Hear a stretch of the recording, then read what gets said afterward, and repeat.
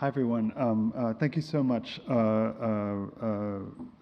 everyone here at the CCA, Phyllis, Camille, and all the people who have been so welcoming, and Greg, too, in his absence, for postulating the connection between this work that I've been doing and the remarkable exhibit and review of the generation of modern digital practice in architecture over the last 20 years.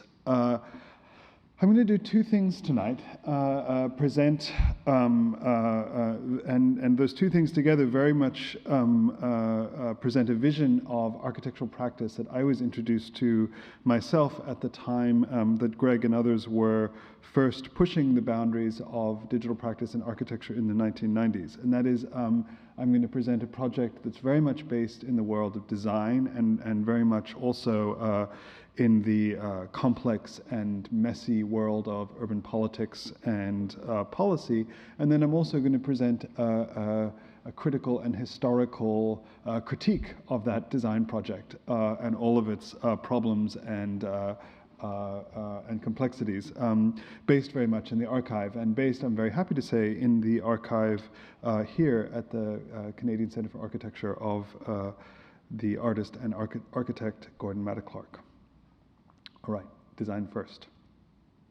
So my work, this project, started 6 years ago, and it took as its original inspiration this information-based work by Gordon Matta-Clark, the famous Fake Estates, 15 vacant and underutilized plots of New York real estate purchased and documented by Matta-Clark in between 1971 and 1973.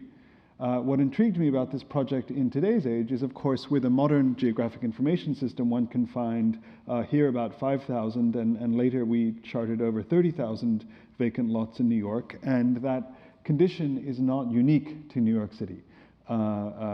We've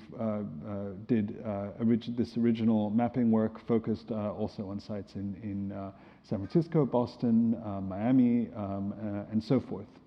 What I started doing with students at the University of California in 2009 and 2010 was examining a specific class of vacant lots in in San Francisco, so-called unaccepted streets, which you see samples of here, which are zoned as rights-of-ways by the city of San Francisco, but not actually maintained by the city. And these were, in a case of very much digital archaeology that might befit the exhibition in the galleries, this database of these sites only existed as a single Excel spreadsheet on the hard drive of the secretary in the main reception area of the Department of Public Works, who kept this database in order to be able to tell people that these sites weren't maintained when they called up to complain.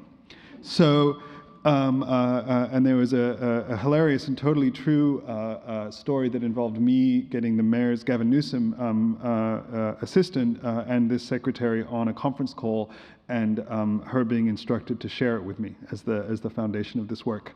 So what we were able to do once we had the spreadsheet in hand was chart these vacant sites against a whole range of other now very available urban data. And what becomes very interesting when one examines this pattern of vacancy in the city is that a whole set of public health and other metrics of social need and the incidence of crime overlay quite clearly with this figure of these vacant sites of the city in black. And then simultaneously a whole set of environmental variables, the presence of the urban heat island, the presence of impedances in the stormwater system, the presence of airborne pollutant and carcinogens, also track quite closely, perhaps not surprisingly, with the park poor and underserved neighborhoods in which these sites accumulate. And so what the project began as, and still very much represents at its core, is an argument, a spatial, but also a financial and policy-based argument about how we think and spend around infrastructure in the United States of America, especially at a moment when the resilience of infrastructure and the response of our cities to the expected unexpectedness of climate change becomes our new reality. So at its core, this policy argument asks the question of why why should we continue to spend enormous amounts of public fund on traditional, enormous conventional infrastructure that has very little capacity to present the kind of resilience that our cities need?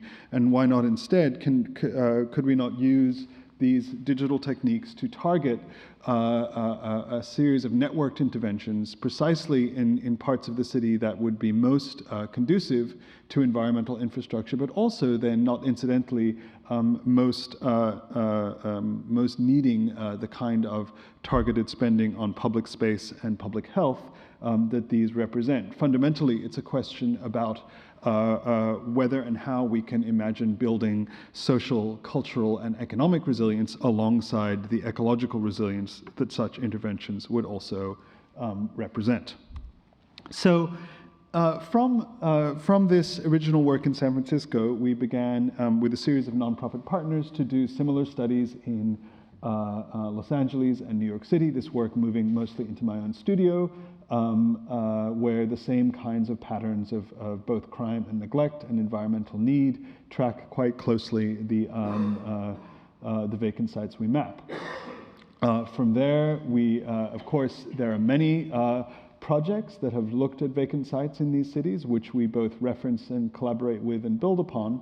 And then also, but what we have done, the specific innovation is a set of software tools that have allowed us to design and propose specific design outcomes for the ecological, to accomplish these ecological goals on each site.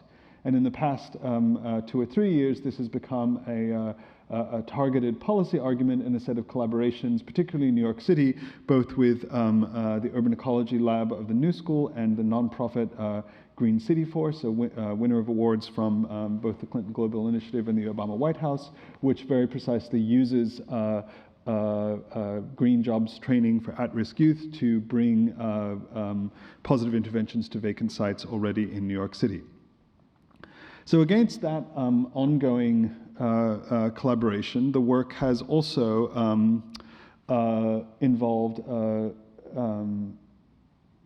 this set of software tools and a set of work, open source tools that we've distributed to people who've built on this work around the US and the world. And then we've also continued to do installations and design work around these case studies. And the most, so the event in October is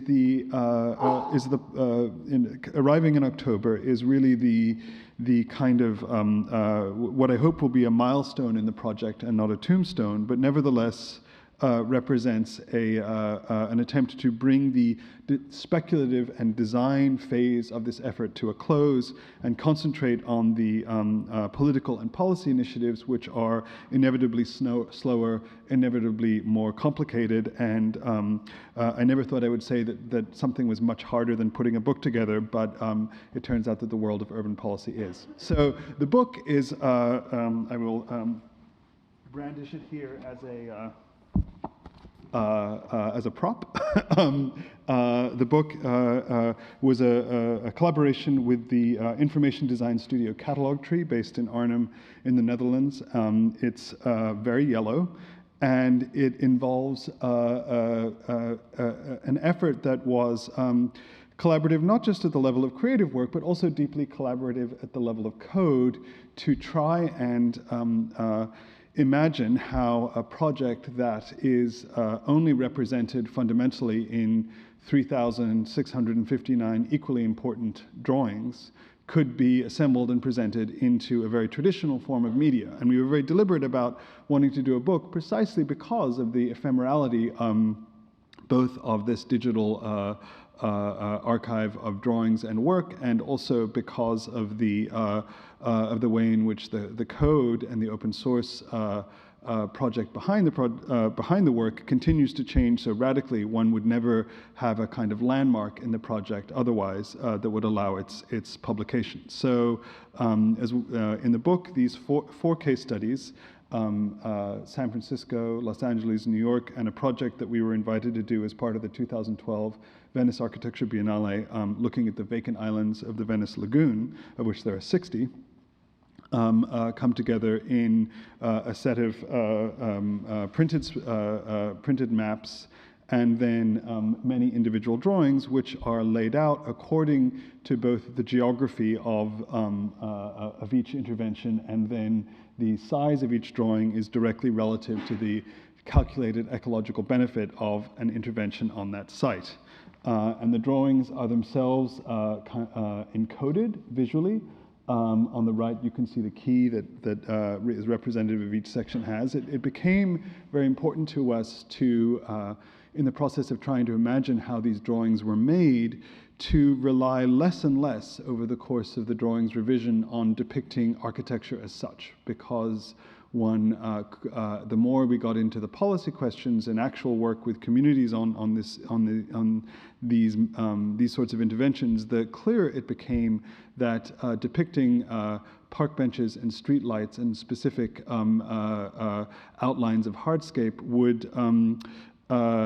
would be more than jumping the gun in a process that would necessarily be engaged with and around the actual users of these space. But the things about which one can be precise with data are not these more complex social variables, but rather the relatively simple simulations of ecological and energy flows on the site, which then became the subject of the drawings. So the drawings are all, in the case of the San Francisco intervention, most of the economic benefit of this kind of intervention in the city of San Francisco would be to avoid flooding and massive traditional upgrades to the combined sewer system of the city. And so in the case of the San Francisco drawing, it's just one example. The fundamental thing being depicted in each drawing is simply the flow of water through and around all the surfaces that would be produced on each site, which is why all the drawings kind of look like jellyfish as the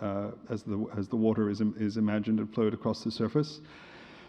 In Los Angeles is another example. We worked with the nonprofit Amigos de los Rios, who again works around flooding and water treatment on the LA River, not in this case with vacant public land, but with a database of that was initiated by this nonprofit and completed by us using a variety of digital tools, as well as the Amazon Mechanical Turk.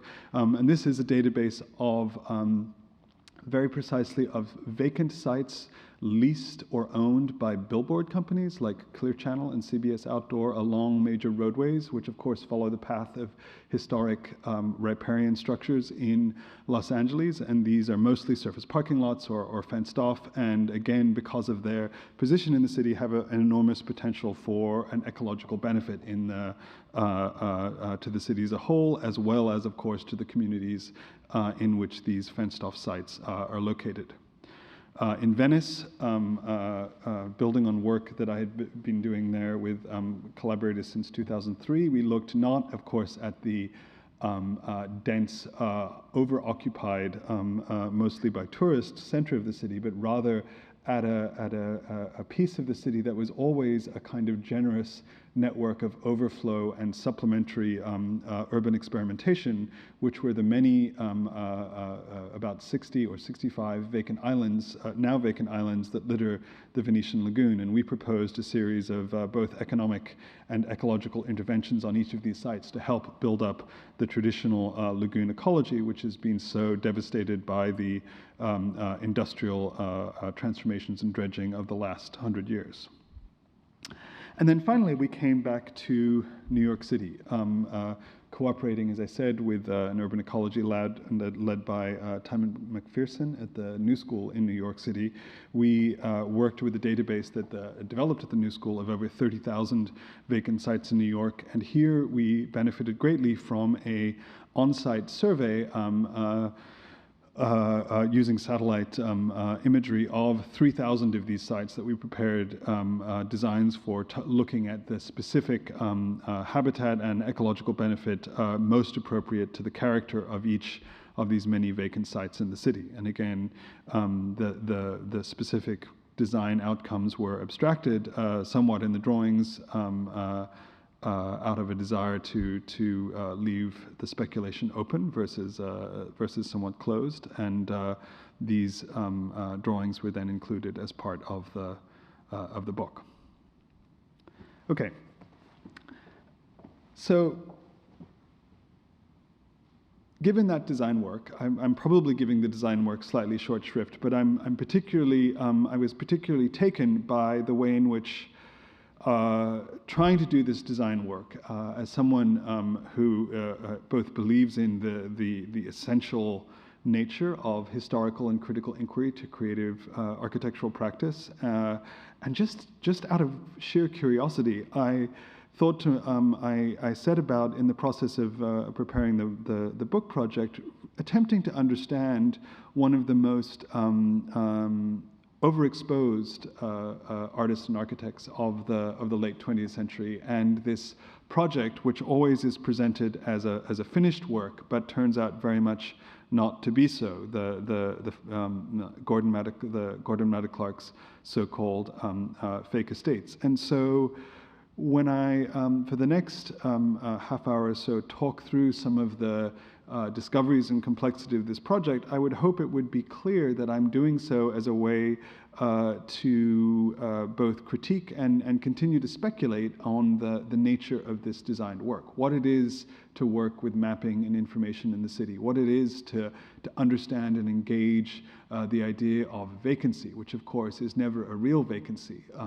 Places are always used for something by somebody, but there are embedded in that idea of vacancy and, as it's termed scientifically, underutilization, is a whole set of value judgments in and around the complex network of decisions that makes up urban life.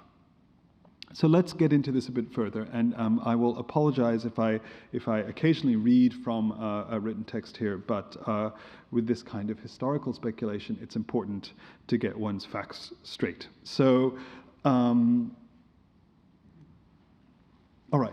So for all its later influence, and including very much on my own work discussed here, fake estates is really simply just one thing, the posthumously ordered contents of one of Matta-Clark's own file folders. Although, according to those who knew him, file folders were more accurately piles of disordered papers and ephemera. In either 1976 or 1977, he gave the file to his friend Norman Fisher to keep. It returned to Matta-Clark's widow, Jane Crawford, after both Matta-Clark and Fisher were dead. In 1979 or 1980, upon this return, Crawford briefly looked at the disordered pile of papers within and, in her own words, stuck it in a closet. The box contained photographs, maps, and folder of papers, but in no particular order. And the folder, a standard off-white manila 1/3 cut file, which sits somewhere in this building, contains on its cover 11 annotated shapes in pencil, 2 squares, 2 triangles, a trapezoid, and the rest long rectangles. And these were the outlines as they were imagined by Matta-Clark, or simplified by Matta-Clark, of these vacant and unused parcels that he purchased between 1973 and 1974. And he was able to purchase them because the New York City was in such dire economic straits at the time that anything that could possibly be conceived of as an asset, even small vacant lots, was being sold so that the city could make a case to the federal government that it was doing everything it could and therefore deserved a bailout. So papers relating to 13 parcels, their tax status and photographs of them taken by Matta-Clark were inside the box. And these, minus the real estate receipts, which also now rest in the CCA archive, were organized and assembled by Jane Crawford, by then a well-established filmmaker and writer in her own right, in 1992, some 12 or 13 years after she had first acquired them, for an exhibit at the Institut Valencia d'Art Moderne, at the suggestion of the curator, Corinne Disrand. So Matta-Clark never exhibited these works. They were only assembled afterwards into exhibitable products. But in the catalog for that show, the work was dated to 1973, which leads to some confusion about its origin and provenance. Several of Matta-Clark's contemporaries say that they recall an exhibit of portion of the materials in 1974 at the 112 Green Street Gallery, but there's no surviving documentation of such an event. As a result of this slightly strange indirect history, the work Fake Estates becomes at least 2 different artworks, I would argue. The first encompasses the lifetime of this documentary file after 1978, 14 very private years in a closet, several decades of very public life as a matted and framed and sold set of specimens, understood and endlessly interpreted as a speculation on real estate, property ownership, and territory. That work has been critiqued, presented, discussed, and dissected at enormous length. But the second work, or what I would argue is the second work, is a much more unfinished, unsettled, and discontinuous adventure. Historically and physically, this second fake estates is not so much things or places, but a network of objects, thoughts, speculations, and experiments, all tracing interconnected and tangent trajectories in Matta-Clark's contemporaneous oeuvre. The second version is also not very different from the first. The themes of territory, ownership, modernity, and meaning are much the same. But the unresolved ambition of the undertaking, along with its interconnected nascent neighbors in the folders of the archive, not to mention the folds of the artist's own imagination, prompt a set of complex and necessary observations, I would argue, of which the inframed ephemera of fake estates circa 1992 is only one constituent part. To really understand this, we might have to go back to Gordon Matta-Clark's own long and complex encounter with our discipline, which began in many ways before his own birth. His father, the painter Robert Matta, worked for 2 years in the studio of Le Corbusier, drafting major drawings of the Ville Radieuse, before rejecting the master's work as suitable only for a presumably non-existent creature that lived in perfect harmony with the society and his work. Robert Matta, the father, abandoned his young family in turn only a few months after Gordon and his twin brother John Sebastian, known as Batan, were born in 1943, although he remained in their social circle. He returned to Europe in 1948. So Matta-Clark's relationship with his father the architect and artist, had all the resulting complexity one would expect. He was, in the opinion of those around him, perpetually and simultaneously following, competing with, and disdaining Matta. Quote, Matta was his psychological drive, his one-time partner, Carol Gooden, would reflect years later. And so, again, in the deliberate steps of his father, and carrying still only his last name, his mother's name of Clark, he would add after his post-collegiate move to New York, Gordon Matta entered the career of an artist through the doors of architecture, arriving at Cornell's undergraduate professional program in 1962. At Cornell, his first-year grades were pretty unremarkable. His grade in introductory English was better than all of his grades in drawing, design, and architectural history. And in 1963, quite tragically, he was the driver in a car crash that proved fatal for one of his friends. A withdrawal from school followed, with a year abroad in Paris in Matta's direct orbit. On his return to Cornell in 1964, Matta-Clark's grades did not so much improve as become more interestingly inconsistent. A raft of Ds in structures, which made me very happy, but also the occasional strong grade, such as in sculpture or junior design studio, mixed in with a sea of Bs and Cs until his final year, which merited Bs, As, and an A+ in final architectural design. This lack of equilibrium in Matta-Clark's own academic record is probably indicative of many things, including the lack of equilibrium in the school itself. Cornell had been a Beaux-Arts school first, then a Bauhaus-inflected post-war academy, and this equilibrium was upset again during Matta-Clark's tenure by the sudden enhanced influence of Corbusier, arriving through intense reinterpretation at the hands of Colin Rowe and many other of the so-called Texas Rangers. Their name was actually the title of a Cornell undergraduate spoof song from Matta-Clark's freshman year, which I won't sing to you, but I will recount the lyrics of. It goes, oh, I am a ranger and I come from Texas. Oh, I am a ranger and I'm teaching you. We are Lee, John, and Werner, and we are all rangers. Just get you the good book and you'll be one too. And the good book, in this case, refers to Corbusier's Oeuvre Complète. Published in 8 volumes between 1929 and 1970, and Lee, John, and Werner to Rowe's fellow refugees from UT, then teaching studio at Cornell. The pedagogical program, developed, of course, by the Rangers between 1954 and 1958, was as ultimately successful and influential across the country as it was momentarily disastrous to their careers in Texas. Abandoning the social and political foundations of the Bauhaus-inflected European modernism, the Texas methodology appropriated much of the Bauhaus curriculum in terms of formal analysis and spatial practice and applied them centrally to the precedents of Le Corbusier's, most prominently of Le Corbusier's concrete 1930s villas as a generative tool.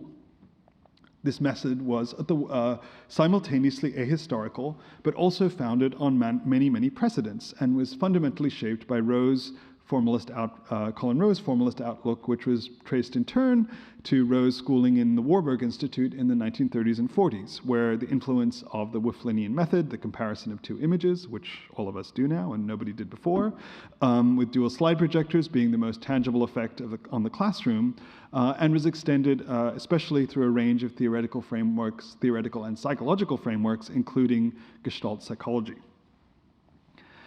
This influence was directly reflected in design teachings at Cornell and in exercises such as the canonical 9-square grid problem developed by Heydrich and Slutsky together with Lee Hirsch. And this is really the sine qua non of the Texas syllabus, and involving, in its many iterations, a small gridded plateau on which students crafted and endlessly realigned the primitives of Corbusian form. Architecture literally in conversation with nothing other than itself. Now, while Colin Rowe taught mostly graduate students, he and his circle's influence was very palpable on Matta-Clark's education.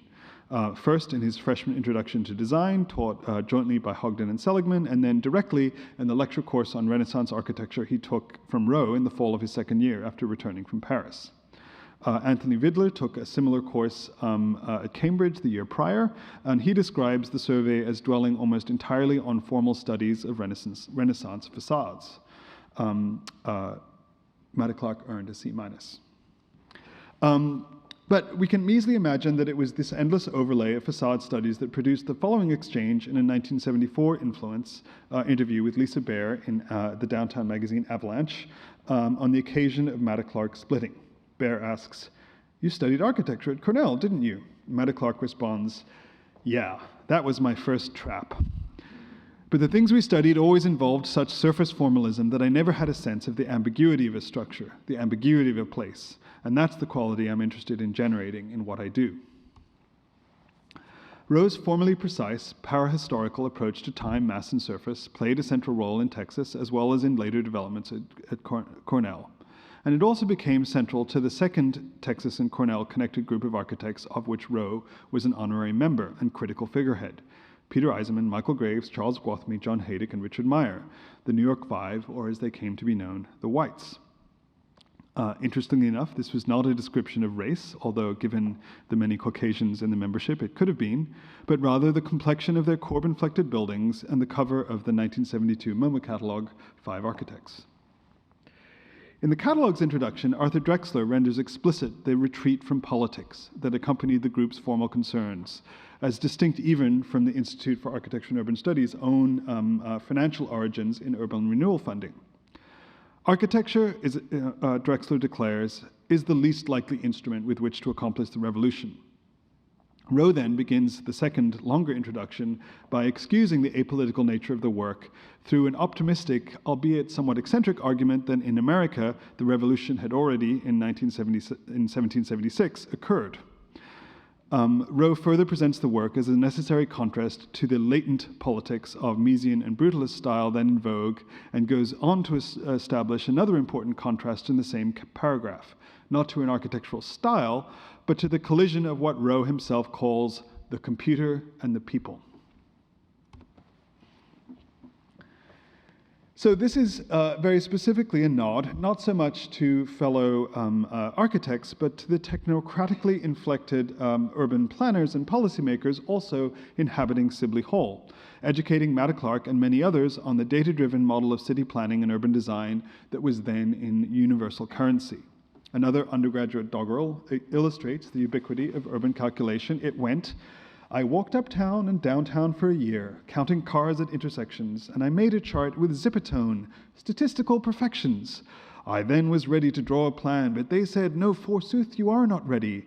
You must first calculate, analyze, and comprise more nonsensical, irrelevant data. Matta-Clark would have been exposed to this approach to urban design and planning, not just in classes in Ithaca, but also in scheduled visits to planning and government offices in New York City that were part of the architecture curriculum, where system-based techniques would reach their apex under John Lindsay, then the mayor, who brought into the mayor's office a dedicated suite of RAND consultants. And it was briefly, but influentially, in this milieu that Matta-Clark undertook his only unloved professional appointment as an architect after college, drafting maps and charts for the redevelopment agency of Binghamton, New York, a city where, like so many others, redevelopment comprised precisely tearing down much of the city's historic fabric in favor of well-analyzed government centers, arenas, and highways. This was the same year, after all, that Hubert Humphrey, then vice president, had declared that, quote, the techniques that are going to put a man on the moon are going to be exactly the techniques that we are going to need to clean up our cities. That is to say, numerical, systematic, and even as Humphrey spoke, already in large part underway, especially in New York.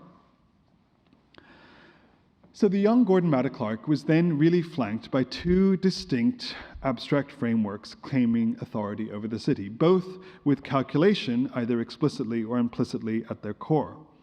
On the one hand was the black and white, solid yet immaterial abstractions of the architecture of the Texas curriculum, and on the other there were the equally technocratic abstractions of late 60s sociological and scientific planning.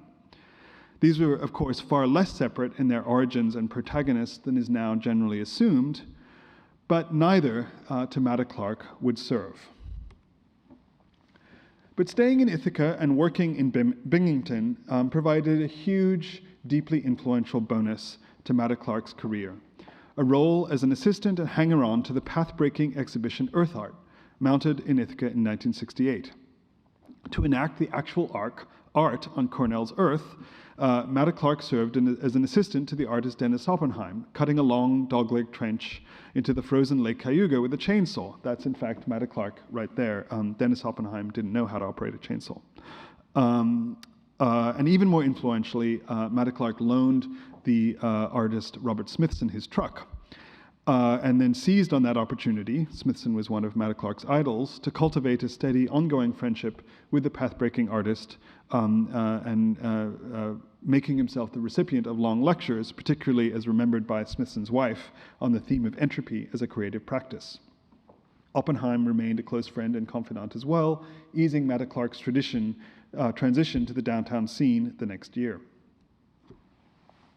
Now, Matta-Clark's final attitude towards his own architectural education, not to mention the Cornell crowd's movement parallel and alongside his own trajectory into New York City's avant-garde, was never so violently and publicly illustrated as when he shot out the windows of the Institute for Architecture and Urban Studies with an air rifle. He once borrowed my air gun to do a piece at the Institute for Architecture and Urban Studies, remembers Dennis Oppenheim. I was extremely excited about that. Now, as has also been multiply retold, according to Andrew McNair, curator of the exhibit, Idea as Model, which precipitated the act, Matta-Clark's contribution was supposed to be something quite different. The partial, artful demolition of the windowless, sheetrocked cube of a conference room in the center of the IAUS space. Also included in the exhibit were Graves, Gwathmey, Haydick, and Meyer, and many more up-and-coming designers like Todd Williams, Rodolfo Machado, and Jorge Silvetti. But in the pre-dawn hours of the long night of gallery installation, Matta-Clark arrived with a very different contribution from the imagined conference room cutting. He entered the gallery bearing sheaves of photographs of shard-shrouded, defenestrated housing projects mounted on mapboard and Dennis Oppenheim's gun. After asking permission to break a few already cracked panes in the Chelsea Studios skylights, Matta-Clark shattered every one. And if the critical and historical position was implied, the emotion was not. Quote, "These were the guys I studied with at Cornell," he reportedly explained. "These are my teachers. I hate what they stand for." The windows were just as quickly replaced by an Uphold Eisenman, although the catalog to the exhibit, emerging only 4 years later, allowed that the installation had made the gallery a bit too chilly.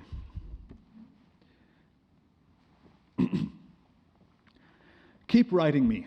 I'm very interested in your architecture.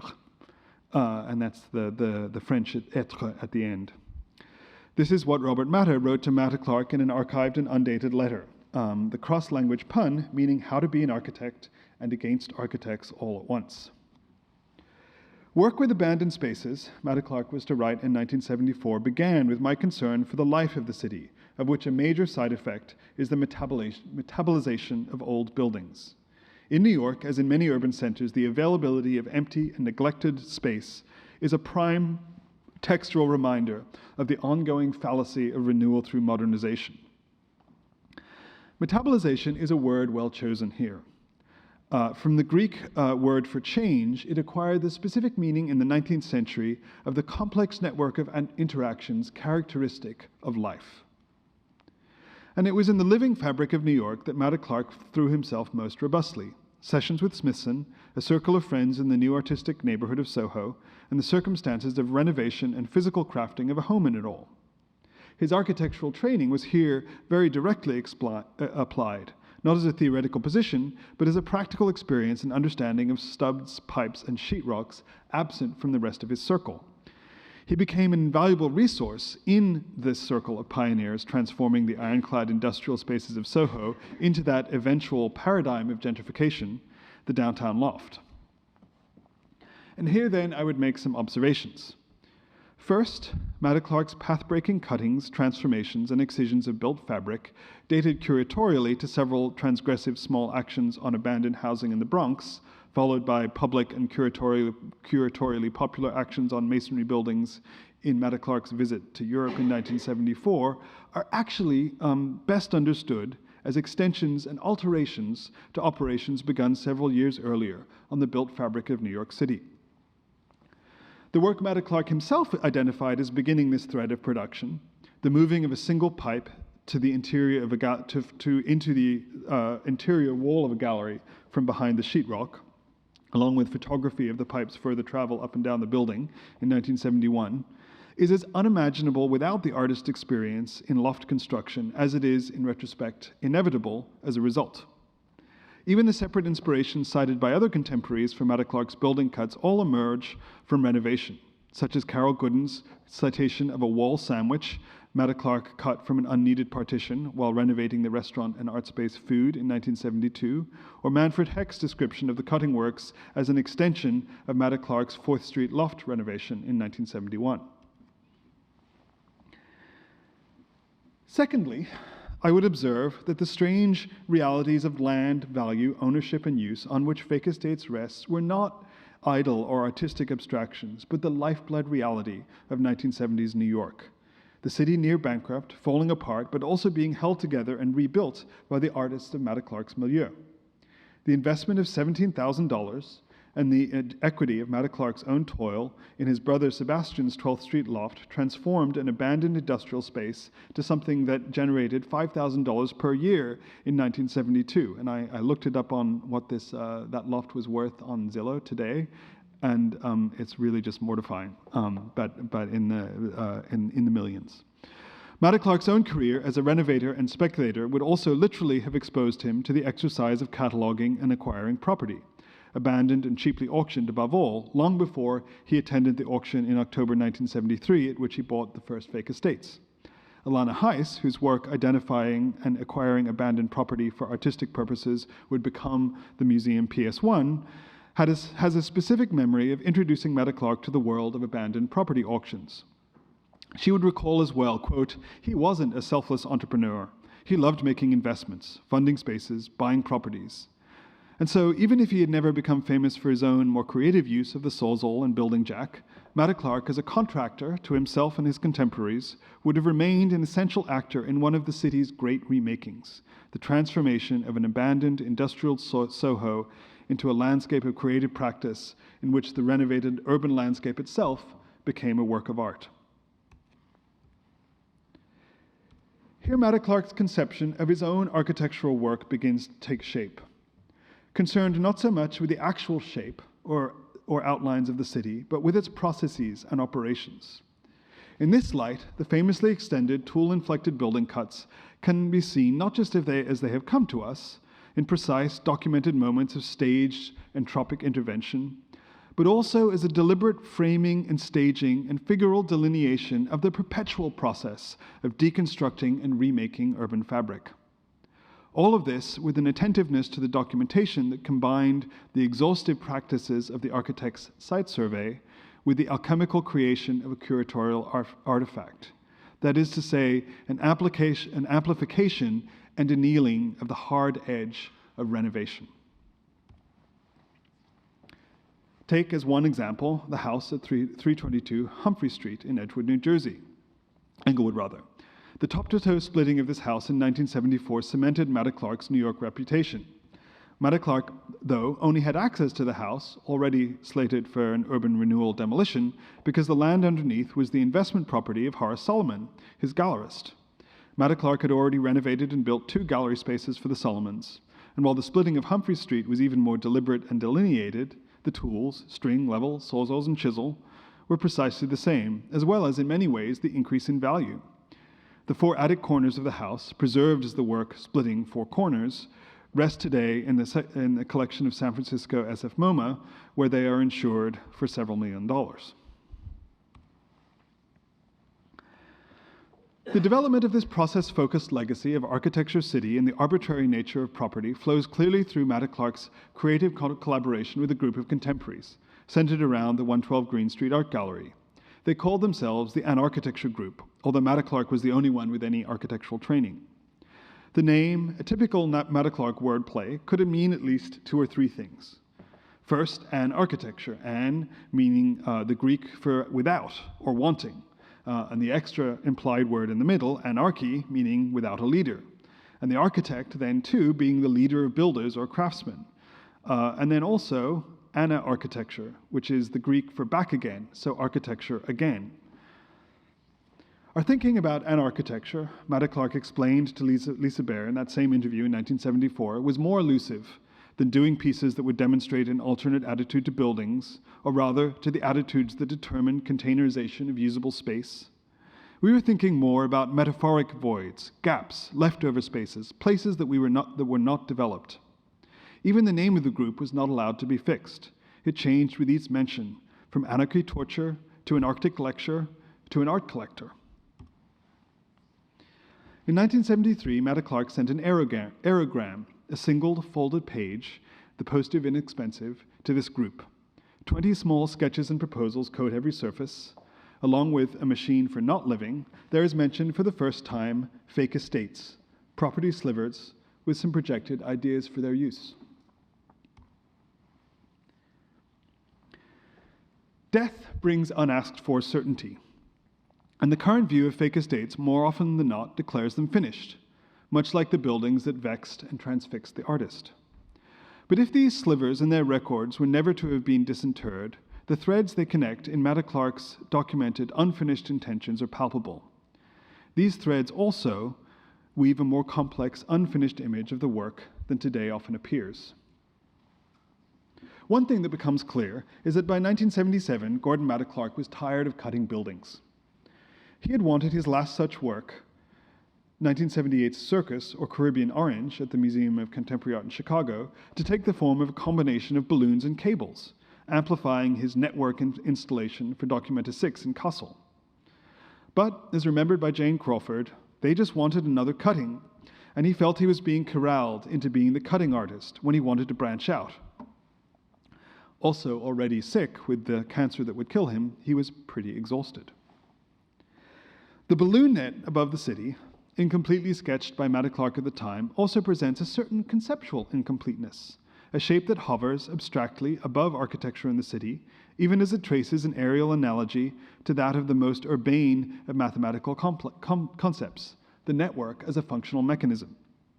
On a sketchbook devoted to the contemporaneous cuttings of Office Baroque, the circles of the incisions are doodled over by a new kind of network figure, implying the edges and nodes of infrastructure, circulation, and engagement. And in the end, these are the materials from which the city is most fundamentally made. Other threads emerge as well, particularly of Matta-Clark's never consummated entry into the realm of the digital. When Matta-Clark spent 2 weeks in September of 1975 cutting conical intersect into 2 masonry townhouses set for demolition adjoining the then rising Centre Pompidou, he asked his friends, General Hovagmian, Armenian name, to join him from New York and share the difficult physical labor, as he had with the previous day's end. Recalling their plaster-shrouded discussions on the site, Hovagmian credits conical intersect's inspiration to an influential media piece by Anthony McCall, first shown 2 years prior, line describing a cone, which consists of a dark room where a white circle slowly appears on a black background, projected on film. Participative, time-based, and spatial, the work is also fundamentally virtual. This is a word that means literally something that exists only through its power to affect us. Here we might pick up a March 23, 1976 letter from Matta-Clark to Bill Mitchell, then at UCLA, and later to become dean at MIT and the director of its media lab. Dear Bill Mitchell, the letter says, as I explained over the phone, I'm an artist who has been working sculpturally with buildings slated for demolition by cutting them to alter their internal space. Since there are immense economical and physical barriers to overcome in producing a full-scale work, I have wanted to catalog a set of more idealized spatial variations by using computer graphics. A new direction, but also, at least in tool and technique, a return to the calculated urbanism of late 60s Cornell. The UCLA Computer Laboratory was famous at the time in computer graphics circles for producing the first ever computer-created film of urban space, a simulation of modernist proposals for downtown Los Angeles accomplished using General Electric's Apollo lunar landing simulator. Earlier that year, Matta-Clark had also approached the Center for Advanced Visual Studies, or CASVA, at MIT, writing to its director, Otto Pien, as well as to a friend there in residence, the pioneering video artist Peter Campus. I don't know how much computer time we can get for you, Pien wrote back to Matta-Clark. Could you get your own other than MIT funding?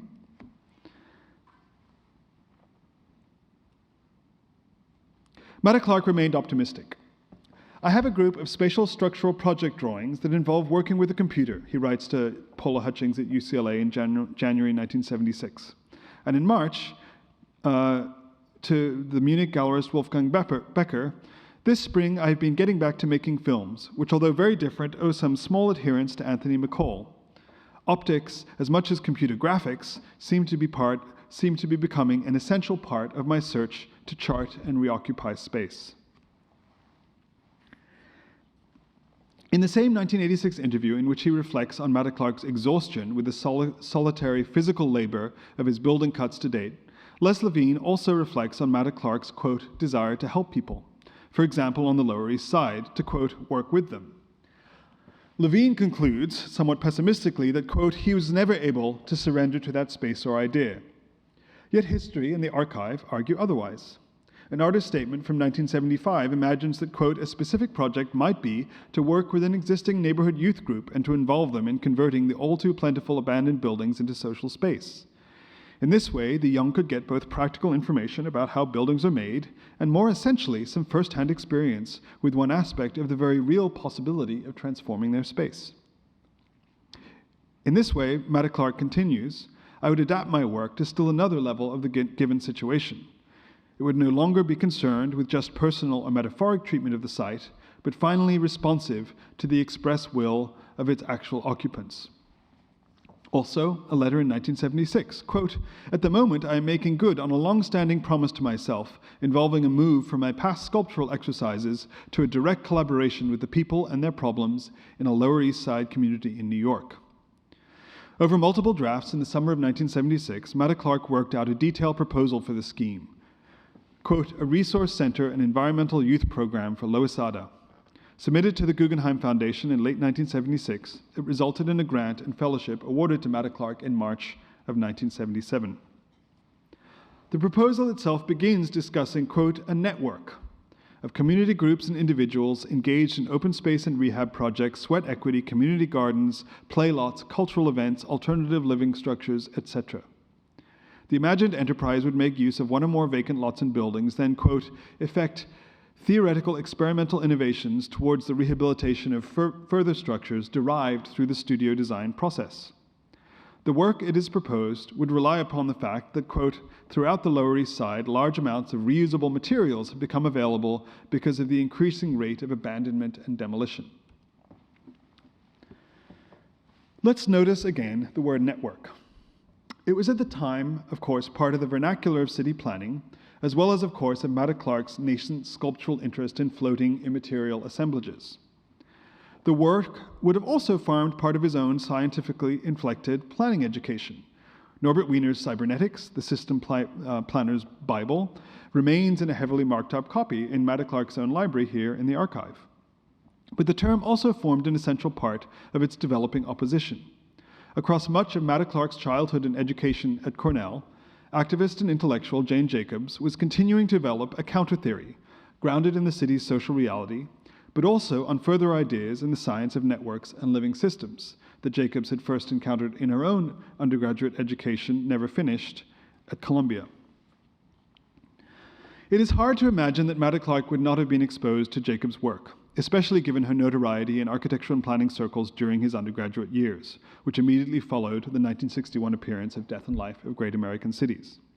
This in addition to the fact that Jacobs lived only 2 blocks away throughout his childhood, and the fact, likely not lost on any architecturally aware resident of the West Village in Soho, that in the neighborhood, those were the neighborhoods, of course, that Jacobs helped save from scorched earth urban renewal in general, and the Lower Manhattan Expressway in particular.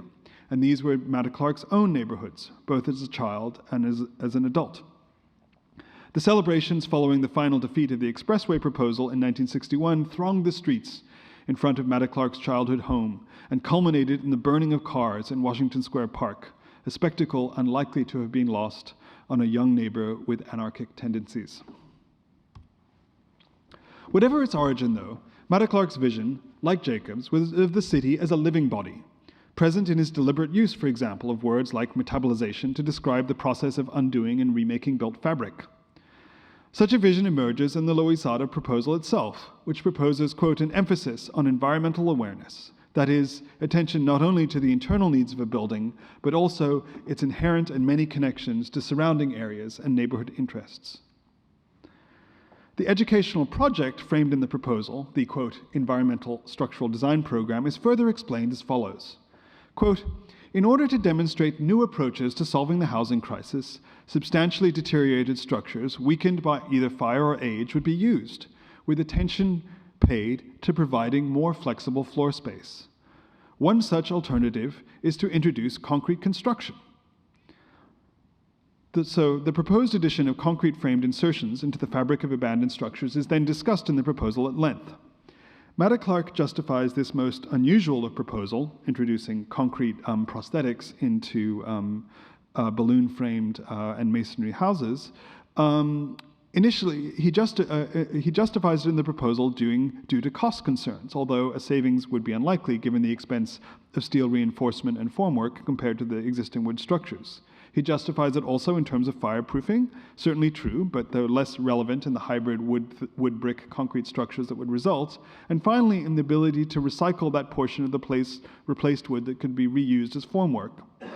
And then finally, ending this sequence of rather improbable justifications with the design aspect, arguing that it would allow the cadets to experiment with more advanced structural problems, yielding greater spatial freedom. These last points, which is to say the benefit of concrete structure to spatial flexibility and the resulting favorability of a free plan, being none other than the most important of the 5 points proposed by Corbusier in 1926 as the basis for modern architecture. First published in L'Esprit Nouveau in 1926, they were, by the time they appeared in the book-length manifesto Towards a New Architecture, chiefly illustrated by those structures, the Villa Stein de Monzy, the Villa Savoie, that formed the Bible of the Texas curriculum, which is a surprise. With a return or reversion to the idea of social program shaping an architectural environment, and a return or reversion to the Corbusian free plan, there is, in this narrow sense, a circle of return even to his father's legacy in Matta-Clark's work, even as it was unexpectedly and abruptly interrupted by his sudden illness and death. Several months after the last cutting was completed, with explorations in computer graphics and urban education just begun, Matta-Clark wrote to the Belgian curator Florent Bex, "I am sorry to be the bearer of bad news, but since I last wrote, the doctors opened me up and looked inside with horror at an advanced cancer of the pancreas and liver." Matta-Clark eschewed chemotherapy in favor of natural medicine. The summer brought the marriage to Crawford, with Matta in attendance. The death came on August 26th in a Nyack hospital, surrounded by friends. There was much in Matta-Clark's work that both appropriated and destabilized the very ideas of inheritance, legacy, and the rituals of documentation surrounding those events. The geographical territory, the definitive family inheritance of land and real estate that featured in fake estates still exists, however, returned to the city for non-payment of taxes after Matta-Clark's death, where they remain and were surveyed unexpectedly by us again, included in the larger cartography of vacant sites still existent in New York. All right, I'm nearing the end, but we have one more footnote to go. Matta-Clark's own interest in data and documentation, assiduous experiments in film and photography, schooled by his father in the value of artifacts to the artist, means that his work, which was in the built environment so often a vanishing, an act of vanishing and removal, thrives in the archive. It has become, as an archival work, an essential citation for critics and architects interested in any condition of destabilization or any operation of incision, even at the expense of understanding Matta-Clark's contemporary concern for connectivity, process, and networks of every kind. This steady, constant citation of the work has, in a measure of success and perhaps also of failure, not even escaped appropriation by the very architects of whose work it was a deliberate critique. Rosalind Krauss begins her 1996 essay collaboration with Yves Alembois, A User's Guide to Entropy, with a discussion of entropy that must have mirrored in many ways Matta-Clark's introduction to the concept under the tutelage of Robert Smithson, A Child in a Sandbox, or The Way of All Flesh. In the subsequent text, several sections contributed by Bois consider the work of Matta-Clark as exemplary of the so-called entropic practice. Ordering Matta-Clark's work in collective disorder at successive scales, Bois considers first the scorched Polaroid prints of the photo fry, moving on to the cutting and dismembering of buildings, and finally concluding with an extended consideration of fake estates. Bois emphasizes throughout the, quote, sovereign contempt in Matta-Clark's attitude towards architects.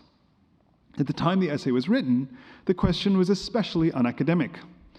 In the 1980s, the personal computer, combined with new kinds of computer modeling software, of the sort that Matta-Clark was no doubt dreaming in his own 1970s investigations, allowed a sudden and unexpectedly facile explosion in the modeling of objects through deletion, subtraction, and addition, what are known mathematically as Boolean operations.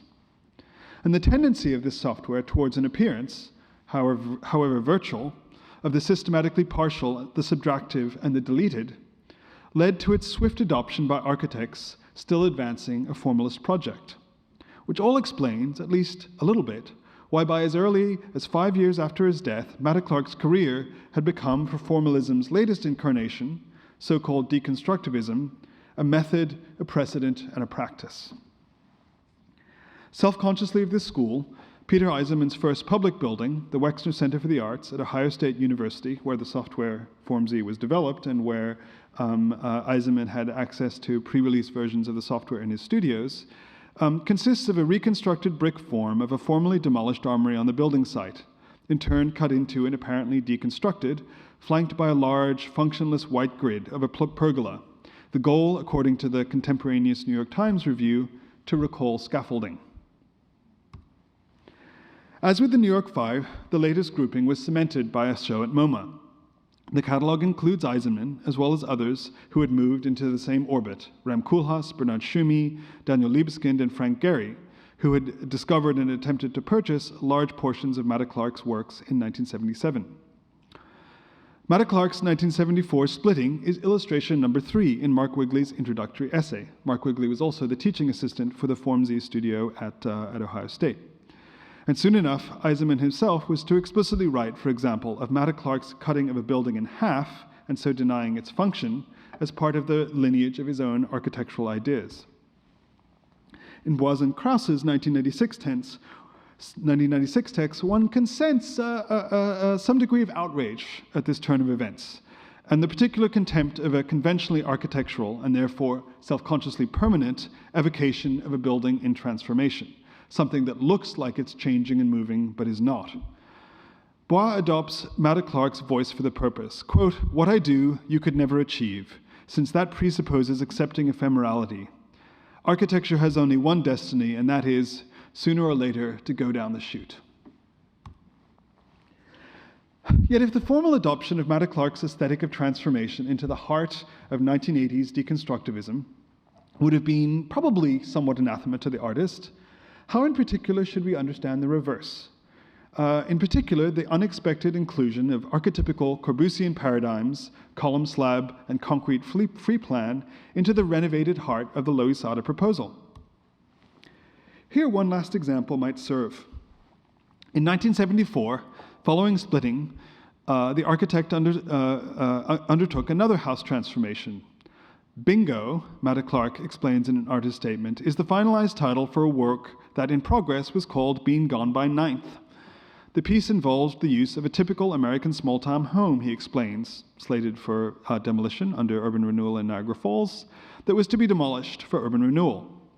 During the project, he writes, quote, "A major part of the exterior was to be sectioned into 9 equal parts. Each of these facade segments were cut free, lowered intact, and created for transport, leaving the center of the 9-square grid undisturbed." The completion of the project, interrupted by the scheduled demolition of the house, was to have entailed the same grid with only the center missing on the other side of the house. And the 9-square grid problem, of course, was the fundamental unit of Matta-Clark's first undergraduate studio, but here subject to an emphatic détournement. Instead of enduring an enduring utopian plane, it is the adaptive and opportunistic edge of architecture's unmaking and remaking as well. Here we might then finally think of Colin Rowe's own later years, which involved both a softening of dogma and an opening to the particular possibilities of form in the urban context. In the late 1960s and 70s, Rowe would turn to a renewed interest in the less dogmatic figure ground of as-built cities, the subject of a seminal thesis under Rowe by Wayne Copper in 1966. Ultimately, the notion of addition and adjustment in urban fabric would lead to 1979's Collage City. In the book, Rowe and Fred Coder lament, in this context, architecture's failure in the 1920s to embrace the conceptual and formal properties of collage, illustrating the point with several works by Picasso.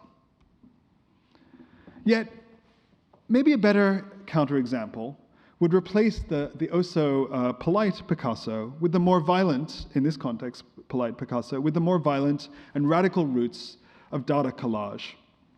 Hannah Hoch's cut with the kitchen knife Dada through the last Weimar Bierbelly cultural epoch in Germany, that's the title, would as a result figure prominently in this story, not only for its political content, but for how its action, the cut with the kitchen knife, is set against the alcoholic, rotund, masculine power structure of the day. The kitchen knife, of course, is a tool ready to hand. First, the instrument of oppressive hierarchy, the woman relegated to service, but then precisely the instrument of rebellion, remaking, and creation at the same time. It is in the light of such a story that we might regard the Lois Sada proposal's uncanny introduction of a collage of Corbusier's 5 points into the interior fabric of wasted and abandoned buildings. Here, with the same logic as the demolition chisel became a creative implement in Matta-Clark's building cuts, the very same instruments of the mid-century city's unmaking, the tower in the park visions that were of a piece with the 5 points, are unmoored from their origins and rearranged into the reverse.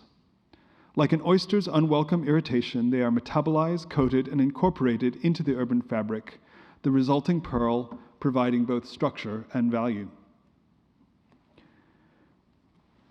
From today's distance, we cannot truly imagine the shapes that would have emerged from Lois Sada's studio exercises, the excisions, the remakings, the repurposings, and reinventions, whether they would have been real or virtual, concrete or conceptual, or all of these at once.